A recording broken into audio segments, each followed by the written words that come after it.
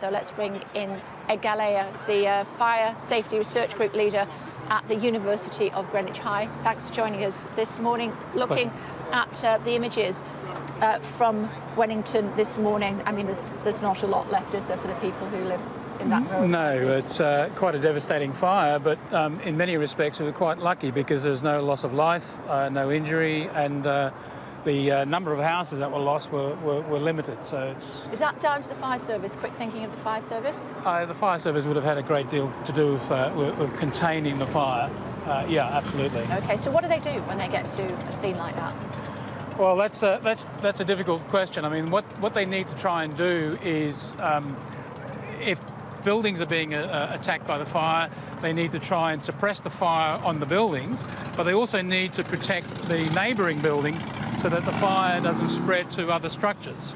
And then they we saw actually from the aerials yesterday, didn't we? There was a sort of natural break which would have gone down to an alleyway, and so they were putting an awful lot of water on that, just a fire engine coming through as we've seen quite a lot of fire engines coming in and out, actually. As I'm guessing it's a shift change for now. Yeah. They've been working really hard, these guys. They have been working really hard under very difficult conditions. Yeah. Go on, Angel. Yeah, so they need to try and contain the fire, but also tackle the wildland fire as well, because they want to try and suppress that at the same time as suppressing the fire that's spreading to the structures. So they've got multiple tasks to do, and then they've also got to manage evacuation with the police. So they've got a lot of things they've got to do on the fire ground. And people don't want to, we were just hearing there from Tim Stock, and he was saying, you know, I lost everything. It's preservation of life, first and foremost. Yeah, I mean, life is the most important thing, and so you need to ensure that you save as many lives as possible, and you prevent injury from people. So that means early evacuation. And there seems to be a reluctance to instigate an early evacuation in these sorts of situations. But it's always a good idea, especially when you've got high wind, as we had yesterday. The fire becomes very unpredictable, and so you really have to move people away from the vicinity of the fire. Yeah, OK. I know you're going to be with us throughout the morning, so bear with us for now. More fire engines arriving here all the time. As I said, probably looking at the time, we're heading towards a shift change. Sadia is also with us this morning. Sadia, good morning. You live nearby, don't you? Tell us about... Well, here in Greater London for us this morning, Professor Ed Galea, the Fire Safety Research Group leader at the University of Greenwich. Thank you very much indeed. We've been talking earlier this morning about what the fire service did and what the police service did when they first got here. For people who were just tuning our way, they did it by the book, really, didn't they? Yeah, they followed their procedures, yeah. and they tackled the fire in an appropriate way. Yeah. Okay. Is there a but coming? Well, I think we have to understand the significance of the events that we witnessed yesterday. I think we've seen the nation's capital's first property loss due to global climate change with wildfires. That's very significant, and it speaks to the need to improve our resilience in London. This fire and all the other fires around London really taxed the London Fire Brigade. What would have happened had we had a Grenfell event at the same time as these wildfires? Would the services been able to cope with that? I don't think they would have. And so, due to this global climate change and due to the impact that it's going to have on the propensity of having more of these types of wildfires, we're probably going to need to see a increase in the number of firefighters we have, increase in the equipment they've got, the type of equipment they've got, and the type of training they have to be able to cope with these types of incidents. So what do they need to do? What exactly is it that we need to do? Is it more more fire engines, or do we need to look at... I think there's a whole range of things. As soon as you bring wildfire into the mix, you really change the nature of what it is your firefighters have to deal with. And so you need to change the training, the equipment. They need more equipment. They're probably going to need more firefighters to cope with all of this. And potentially we're going to need different types of equipment. For example, if we're going to see wildfires of this scale and greater, and remember in 2011, the nation had a wake-up call. The Swinley fire, 2011, was a devastating fire. But we were lucky because the weather worked in our favour at that point in time. But 300 firefighters were engaged in that one fire. It came very close to habited areas. It came very close to Broadmoor Prison Hospital. It came close to Sandhurst. It came close to national infrastructure, power generation and transmission. And that was 2011. That was a big wake-up call for the UK that we have to deal with wildfires in this country. And Professor, we will pick up on what we've learned since then later on in the show. For now, thank you very much indeed for joining us. Thanks a lot, because I want to go to Odessa now in Ukraine and bring it. Well, Professor Ed is still with us. He was here in the last hour. If you're just joining us, Professor Ed Galea, the Fire Safety Research Group leader at the University of Greenwich. Hi, thanks for staying with us. We've been talking throughout the morning about what happened here in Wennington on the outskirts of London and how it's going to become the norm.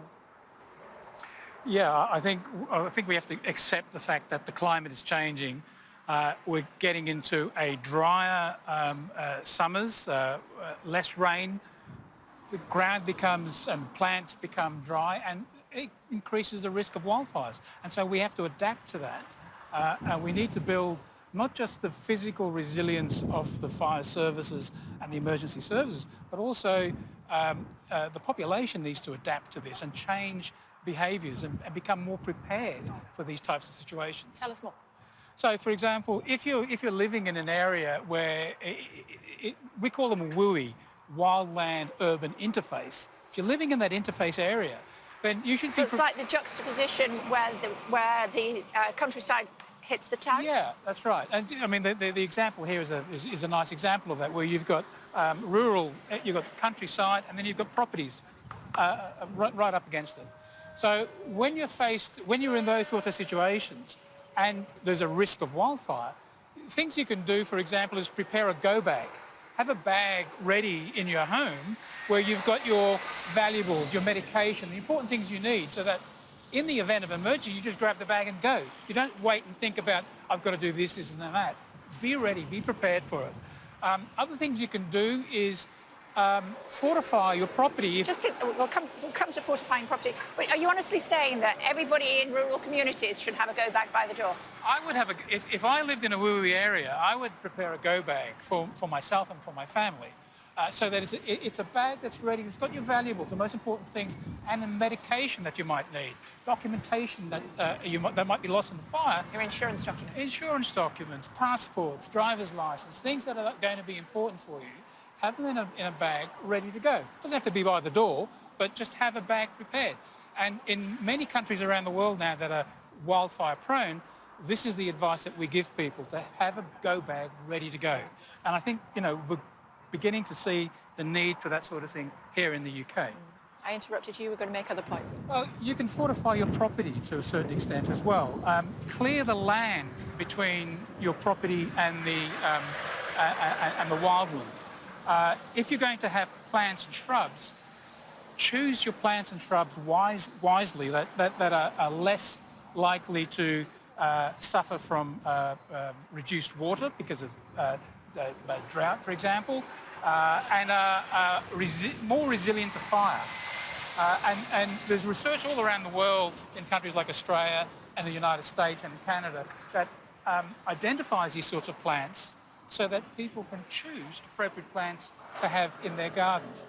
Make sure your guttering is clear. One of the big problems in wildfire, people think that your property is only at risk when the fire front reaches your property. That's not strictly true. There's what's known as an ember attack. Embers from the fire can be carried by the wind, and they're still... we saw that yesterday, actually, didn't we? Yeah. And they're still burning. And if your guttering is clogged with leaves and debris and so on, and these embers fall, and it's going to catch fire. And so, clear the guttering. Maybe have netting over the guttering so that you can't accumulate leaves and so on. So there are many things we can do on a personal level to improve our personal resilience. So it really is a two-prong attack. We need the emergency services need to have their resilience improved so that we can cope with these sorts of situations. The government needs to bring in new regulations like a total fire ban concept as they have in Australia. And it's not just really high temperatures. It's wind, it's conditions of wind. When you've had dry periods, as we've had, and it's a windy day, a small spark can start a major fire. It doesn't have to be extremely high temperatures. So in Australia, they can call a day of total fire ban, even if it's a high wind day and they've had a prolonged period of drought or of lack of rain. Just a thought before I let you go. I know you're going to stay with us throughout the morning, but you were alarmed when the Mayor of London said 41 properties destroyed in London yesterday. Yeah, as I said earlier, that's shocking. I mean, I think we've witnessed the first loss of property, of people's homes, their dwellings, due to global change, wildfire, in the capital. This is a major incident. It should be a wake-up call to all of people in government and in our emergency services. We need to be prepared for this. This is only the beginning. Okay. I know you're going to stay with us, as I said. Thank you very much, Professor Benai. Thank you. Sadia is just the... let's bring in a councillor, should we? Hi, how are you? You're live on Sky just at the moment, sir. Thank you for joining us. No problem. Talk us through what's going to happen now. Well, at the moment there's a meeting going on with the Gold Command. Obviously they make an assessment of where we are on the particular site. At the moment everywhere is shut off, as you can see. The police and fire service obviously don't think it's safe yet for anybody to go into that area. But what I'm looking to do, when we get the nod that it's okay, myself and the Chief Executive of Havering Council will be going down there, make an assessment. We've got teams on standby, waiting to go in and do any clearing up that's needed to be done and make the area safe. What about the people that lived there? What's happening with them? Right, yesterday our emergency planning team kicked into action. Across the road in Willows Farm, people were relocated there and they've now been taken where they need to be taken to the rest centre. Some people made their own arrangements, staying with family and friends who came to pick them up. Where we needed to assist them, we've taken them to the rest centre. And Councillor Morgan, what's going to happen long term? Because, I mean, these houses are going to have to be pulled down, aren't they? Yes. And the people that live there are going to be very anxious about this happening again. Yes, absolutely. Yeah, so as I say, we're making an assessment of the location. I understand there's been about 18, 19 houses that have been destroyed and there's some being impacted to a lesser degree. We want to get down there, we want to make an assessment. In the meantime, obviously, we've got our housing team who are helping people for their immediate housing needs, but obviously we need to have a conversation with people about their longer term housing needs. Yeah, it's terrifying that 18, 19 properties in London, in the capital of England, can be destroyed because of climate change. Yes, indeed, yeah. Obviously we had pretty extreme heat yesterday. Fortunately, we don't get that. However, we do know going forward, it's likely to become more of the norm. And in fact, we recognise that in Havering. In fact, I'm a recently newly elected leader and we actually set up a cabinet member for climate change because we do know extreme weathers, whether it be heat. We've had flooding here in Havering on a few occasions where people's, again, houses have been devastated. So we realise the world is changing and we're starting to plan for the future. Okay, and what sort of things are you looking at? Too early to say on that. Obviously, there are some mitigating things that we can do, making sure that, for example, rivers are kept clear. I know there's been some work done last year to clear out an area down in Rainham so that the rivers don't block up and back up, because that's what's been happening over a number of years. Well, we've got our professor with us, actually. Stay with us if you would. Yeah, sure. Professor, if you'd like to come in as well. Professor, we're just talking about what this is the Councillor Morgan. What sort of things can they be looking at to try to future-proof themselves against climate change? Well, I mean, I think the property, all the properties along the interface with the wildland, you really need to ensure that you've got a fire break, along there, and all the properties need to take extra care in terms of, for example, debris in the guttering. make sure that's all cleared, so that if there's any embers from a approaching fire, it doesn't start a fire in the property. So they're the sort of things you could do. The people, though, also need to understand that this sort of thing could happen again, and they need to be prepared for that. So like having like a go bag, a bag prepared, that they can take away with them immediately. That's got their medications, their important documentation, passports, that sort of thing. So it's ready to go, so that they don't spend time worrying about where am I going to find all this stuff and wasting precious time when they should be getting away. And I think you need a plan as to where do people go. So if the houses have to be evacuated, where is the place that they're supposed to go? I heard some people saying they moved from place to place to place to place because the fire was more or less chasing them, or they were in the path of the smoke. So there really needs to be someone like on a the muster ground. station. And it needs to be dynamic because conditions change. And that's what happened yesterday. The wind changed and the direction of the fire changed. So you need somebody in command, someone who knows and understands these things, that can direct people as to the safest place to go.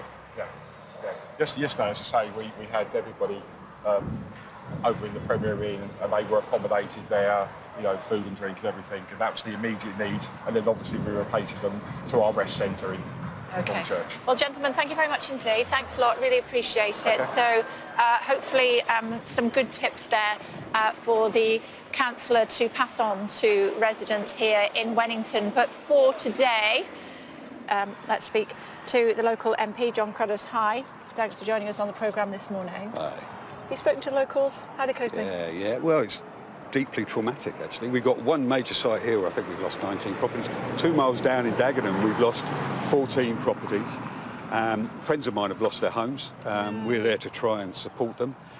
But it is profoundly traumatic, and it's going to, this is going to take a lot of time to recover. But the communities are really pulling together. You can feel that in terms of the responses you've got here. So we're trying to zigzag between the two sites, making sure that they've got access to accommodation, food. There's going to be issues around public health. There's going to be insurance issues. There's going to be repair issues. So we've got to be there on site, making sure we're there for them. These latest pictures, as we're looking at them, as we're chatting to you, Mr. Cruddas, is Dagenham. Yeah. I mean... That's Ballards Road, Dagenham, right? That's a more urban setting. Wennington is surrounded by fields. That's Dagenham, just north of the Ford site. It's a much more urban setting. So this is London, and these events are occurring in terms of these fires. I mean, that's almost unbelievable, isn't it? It is extraordinary. I mean, I'm going down there again now. We've got the local councillors down there. We've housed a lot of people down in Dagenham Football Club to make sure they've got a rest place, getting food. But there's going to be huge long-term issues.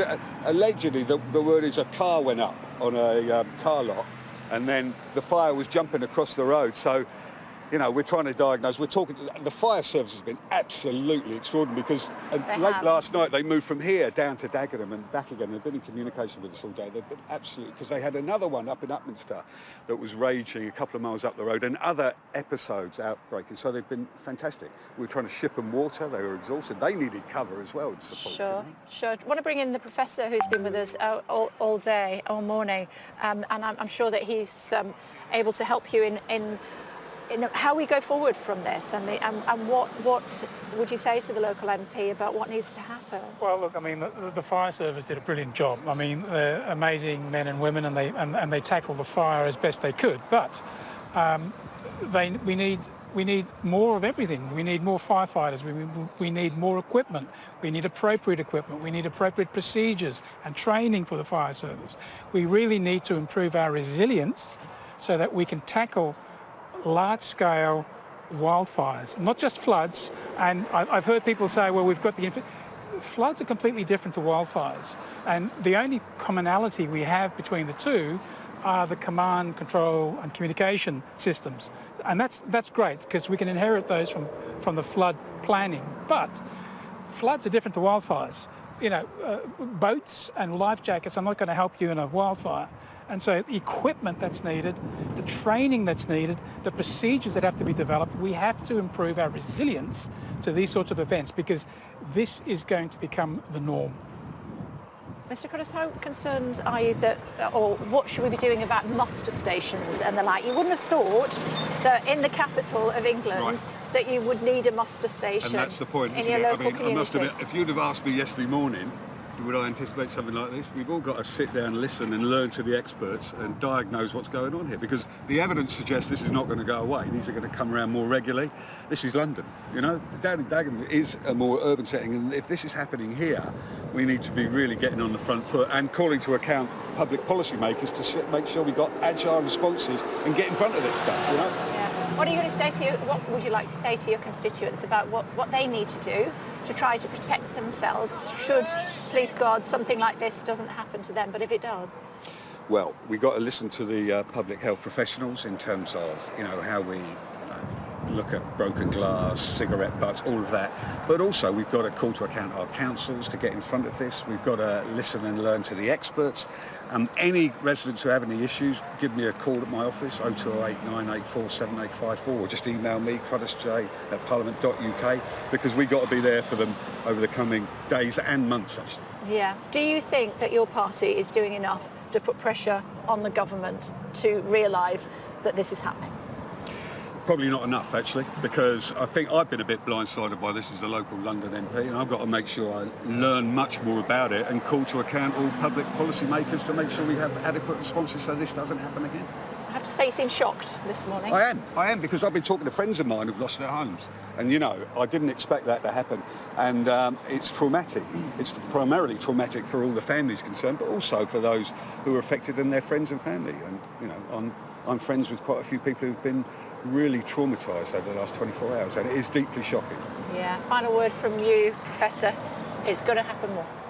It's going to happen more, and we just have to be prepared. And look, 2011, the Swinley forest fire was a wake-up call for this country, and we probably haven't listened and learned from that. Yeah. Good to talk to both of you. Thank you very much indeed for joining us on the programme. Thanks very much indeed, and apologies for that little bit of bad language from the vehicle that went past some muppet who wanted to be on the telly. Sorry about that. Very serious situation here for the people of Wennington.